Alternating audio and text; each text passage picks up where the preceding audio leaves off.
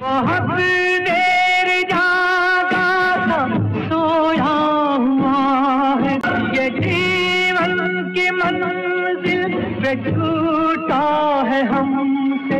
कोई तो मनाओ के रूठा है हमसे, कोई तो मनाओ के रूठा है हमसे।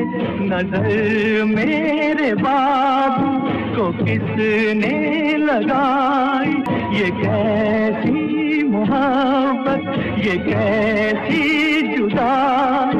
चमन रो रहा है, मची है दुहाई। अमन का फरिश्ता कहाँ जा रहा है, चमन रो रहा है, मची है दुहाई। चमन रो रहा है, मची है दुहाई। तुझे छोड़कर मैं परेशान हूँ, तेरी बेरुखी पे मैं हैरान हूँ। मचल कर गले से लगा ले मुझे,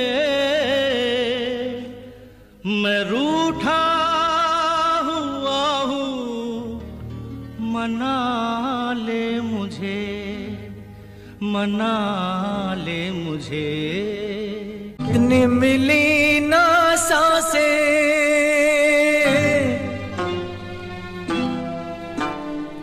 वादा निभाने आते, मर के खत्म ना होंगे।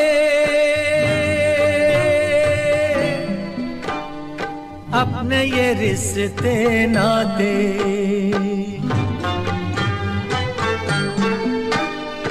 तेरे लिए फिर लेंगे जन्म हम। आएंगे फिर तेरे देश हो, आएंगे फिर तेरे देश।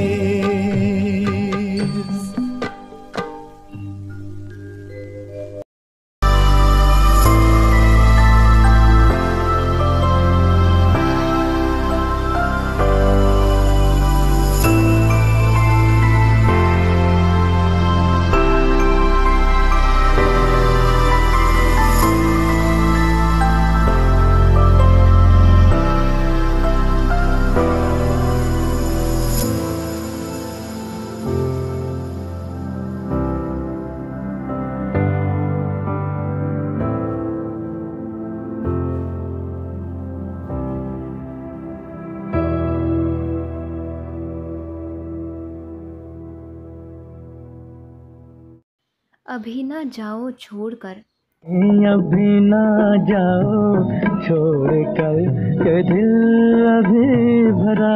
पुकारता चला हूँ मैं, पुकारता चला हूँ मैं, गली गली। क्या हुआ तेरा वादा, क्या हुआ तेरा वादा, वो कसम। लिखे जो खत तुझे, लिखे जो खत तुझे, वो तेरी याद में हजारों रंग के। ये एवरग्रीन गाने हैं दोस्तों, लीजेंडरी सिंगर मोहम्मद रफ़ी साहब के। मोहम्मद रफ़ी आज लीजेंडरी ना होते अगर 1933 में लाहौर की नाई की दुकान में पंडित जीवन लाल की नज़र 9 साल के नाई फिक्कू पर ना पड़ती। मेरी जिंदगानी है मेरी महबूबा। साल 1933 की बात है जब पंडित जीवन लाल बाल कटवाने पहुँचे। रफ़ी साहब यहाँ काम करते हुए अमृतसर स्टाइल में वारिस शाह का हीर गुनगुनाते रहे थे। इस आवाज़ में एक जादू था जिसने जीवन लाल को प्रभावित किया। जीवन लाल ने रफ़ी साहब को ऑडिशन के लिए बुलाया। रिमझिम के गीत सावन गाए आए। जिसे उन्होंने आसानी से पार कर लिया। जीवन लाल ने ही उन्हें पंजाबी संगीत की ट्रेनिंग दी और रफ़ी साहब गायकी में माहिर होते चले गए। दीवाना हुआ बादल सावन की घटा। एक्टर और प्रोड्यूसर नज़ीर ने मोहम्मद रफ़ी साहब को 100 रुपये और एक टिकट भेजकर बॉम्बे बुलाया। यहाँ उन्होंने 1944 की फिल्म पहले आपका गाना हिंदुस्तान के हम हैं रिकॉर्ड किया। नौशाद साहब ने इस रिकॉर्डिंग का किस्सा सुनाते हुए बताया था कि देशभक्ति गाने में साउंड इफ़ेक्ट देने के लिए सभी सिंगर्स और कोरस गाने वालों को मिलिट्री वालों के जूते पहनाए गए थे। जूतों की आवाज़ से ही साउंड क्रिएट कर रिकॉर्ड किया गया था। हरी खेतियाँ झूम रही हैं भूखे जननी को झूम रही हैं। जब रिकॉर्डिंग पूरी हुई तो मोहम्मद रफ़ी साहब के पैरों से खून बह रहा था, लेकिन उनके चेहरे में चमक थी। ये चमक थी अपना पहला हिंदी गाना रिकॉर्ड करने की। अनमोल गुड़िया, शहीद, दीदार और कोहिनूर जैसी फिल्मों में बेहतरीन गाने गाते हुए रफ़ी साहब स्टार बन गए। मधुबन में राधिका नाचे रे। बैजू बावरा में प्लेबैक सिंगिंग करने के बाद रफ़ी साहब ने कभी पीछे मुड़कर नहीं देखा। ओ दुनिया के रखवाले सुन दर्द भरे। नौशाद साहब, शंकर जयकिशन, एस.टी. बर्मन, ओ.पी. नैयर, मदन मोहन जैसे संगीत निर्देशकों की पहली पसंद बन चुके थे रफ़ी साहब। दिलीप कुमार, राजेंद्र कुमार, धर्मेंद्र, शम्मी कपूर और राजेश खन्ना की आवाज़ बन गए थे रफ़ी साहब। ओ मेरी महबूबा महबूबा महबूबा तुझे जाना है गाहों में जादू चलाना मेरी जान सीखा। 60 के दशक में दोस्तों रफ़ी साहब के टक्कर का कोई सिंगर नहीं था। हालांकि 1970 तक किशोर कुमार के आने के बाद हिंदी सिनेमा के पास 2 दिग्गज सिंगर्स थे। साल 1938 में मोहम्मद रफ़ी साहब की शादी बशीरा बीवी से हुई थी, जिससे उनका एक बेटा भी है। जब भारत पाकिस्तान के दंगों में मोहम्मद रफ़ी के सास ससुर की मौत हो गई तो उनकी पत्नी बशीरा ने भारत में रहने से साफ इनकार कर दिया और लाहौर लौट गई। पहली पत्नी के जाने के बाद रफ़ी साहब ने बिल्किस बानो से दूसरी शादी की। आजकल तेरे मेरे प्यार के चर्चे हर ज़बान पर सबको मालूम है। जिससे उनके 6 बच्चे हुए। जब मोहम्मद रफ़ी साहब हज के लिए लौटे तो कुछ मौलवियों ने उन्हें गाने ना गाने की सलाह दी। रफ़ी साहब ने भी बात मानकर गाने गाना छोड़ दिया, लेकिन कुछ समय बाद जब फैंस उदास होने लगे तो उन्होंने गायकी को इबादत बताते हुए दोबारा गाना शुरू कर दिया। आया सावन ओ झूम के आया सा आदमी मुसाफिर है आता है।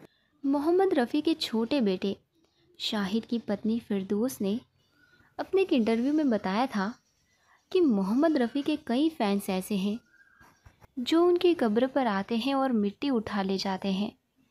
मोहम्मद रफ़ी साहब लग्जरी गाड़ियों के शौकीन थे। ये पर्दा हटा दो जरा मुखड़ा दिखा दो हम प्यार करने वाले हैं। उन्होंने अमेरिकी इम्पोर्टेंट कार इम्पाला ख़रीदी थी। राइट हैंड ड्राइव वाली ये कार भारत के गिने चुने लोगों के ही पास थी। रफ़ी साहब का ड्राइवर पुराना था जो राइट हैंड ड्राइविंग समझ नहीं पा रहा था। जब नया ड्राइवर ढूंढा तो पुराने वफादार ड्राइवर सुल्तान का घर कैसे चलेगा, इस चिंता में रफ़ी साहब ने उसे टैक्सी खरीद कर दी। ये टैक्सी उस ज़माने में 70,000 की थी। आज मौसम बड़ा बेईमान है। रफ़ी साहब की उस समय की दरिया दिली का नतीजा ये निकला कि सुल्तान के पास आज 12 टैक्सी हैं। आपको ये भी बताते चलें दोस्तों कि रफ़ी साहब की डेथ के बाद एक फ़कीर उनके घर तक जा पहुंचा और रफ़ी साहब से मिलने की ज़िद करने लगा।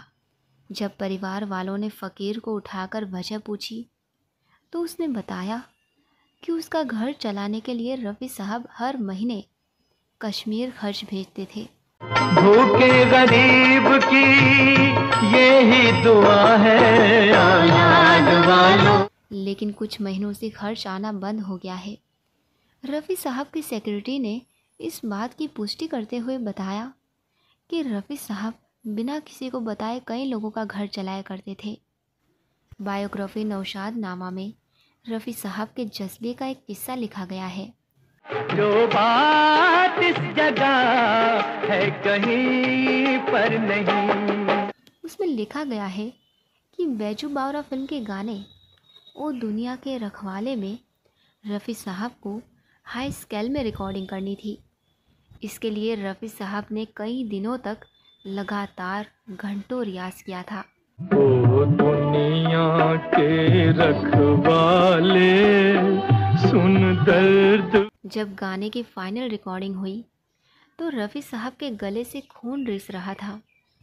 इस गाने के बाद कई महीनों तक रफ़ी साहब ने कोई गाना नहीं गाया। बताया जा रहा था दोस्तों कि एक कैदी ने फांसी की सज़ा के दौरान ये गाना सुनने की आखिरी इच्छा जाहिर की थी। जेलर ने जेल में ही रिकॉर्डर पर यह गाना बजाया और फांसी दे दी। 1961 की फिल्म माया के गाने तस्वीर तेरी दिल में, तस्वीर तेरी दिल में जिस दिन से इसकी रिकॉर्डिंग के दौरान स्टूडियो में लता दी और रफ़ी साहब की गायकों की रॉयल्टी पर ऐसी बहस छिड़ी कि दोनों ने साथ काम ना करने का फ़ैसला ले लिया। दरअसल हुआ ये था दोस्तों कि लता दी ने इंडस्ट्री में सभी सिंगर्स की आवाज़ उठाते हुए उनके लिए रॉयल्टी की मांग की थी। सभी गायकों ने मीटिंग रखी। ये चांद सा रोशन चेहरा, जुल्फों का रंग सुनहरा, ये झील सी नीली आंखें। लेकिन रफ़ी साहब और लता दी रॉयल्टी मांग रहे सभी सिंगर्स की सोच के खिलाफ थे। रफ़ी साहब ने लता दी से कहा कि वो अब उनके साथ गाना नहीं गाएंगे। इंडस्ट्री में नई आई गुस्से की तेज़ लता दी ने जवाब में कहा, आप क्या मेरे साथ गाना नहीं गाएंगे? मैं खुद कभी आपके साथ नहीं गाऊंगी। दोनों ने करीब 4 साल तक साथ में गाना नहीं गाया और ना ही कोई मंच साझा किया। साल 1967 में रिलीज़ हुई फिल्म ज्वेल थीफ के गाने दिल पुकारे आरे आरे को लता दी ने और मोहम्मद रफ़ी साहब ने अपनी सुरीली आवाज़ दी थी। दिल पुकारे आरे आरे आरे। इस गाने को मोहम्मद रफ़ी और लता दी के 4 साल पुराने झगड़े को सुलझाने का क्रेडिट देना गलत नहीं होगा। बाद में रफ़ी साहब और लता दी के बीच सब कुछ ठीक हो गया और साल 1967 में आर.डी. बर्मन के एक समारोह में दोनों ने इसी साल रिलीज़ हुई फिल्म ज्वेल थीफ का ये गाना साथ में गाया और झगड़ा भी ख़त्म कर दिया। रफ़ी साहब के बारे में दोस्तों एक और दिलचस्प किस्सा है। रफ़ी साहब एक शो के लिए ब्रिटेन के कॉवेंट्री पहुंचे थे। रेशमी जुल्फें, ये शरबती आंखें, इन सारे शहर में आप सा कोई नहीं कोई। यहाँ खाना रफ़ी साहब की पसंद का नहीं था तो उनका मिजाज ख़राब हो गया। वहीं मिलने पहुँचे बेटे और बहू से रफ़ी साहब ने पूछा कि यहाँ से लंदन कितना दूर है। जवाब मिला सिर्फ 3 घंटे। तू इस तरह से मेरी जिंदगी में शामिल, आशाओं के सावन में उमंगों। ओ तुमसे अच्छा कौन है, दिल जिगर लो जान लो।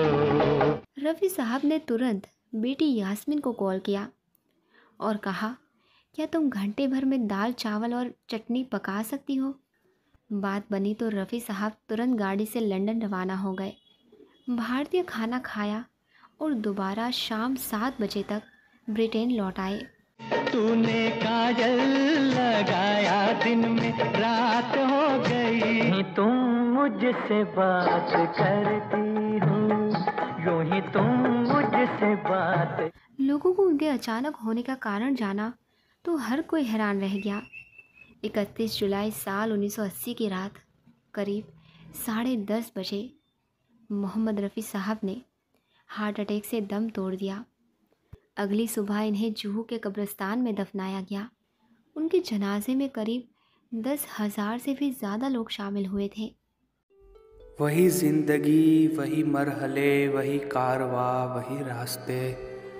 वही ज़िंदगी, वही मरहले, वही कारवां, वही रास्ते, मगर अपने अपने मकाम पर। कभी तुम नहीं, कभी हम नहीं, क्या हुए वो दिन।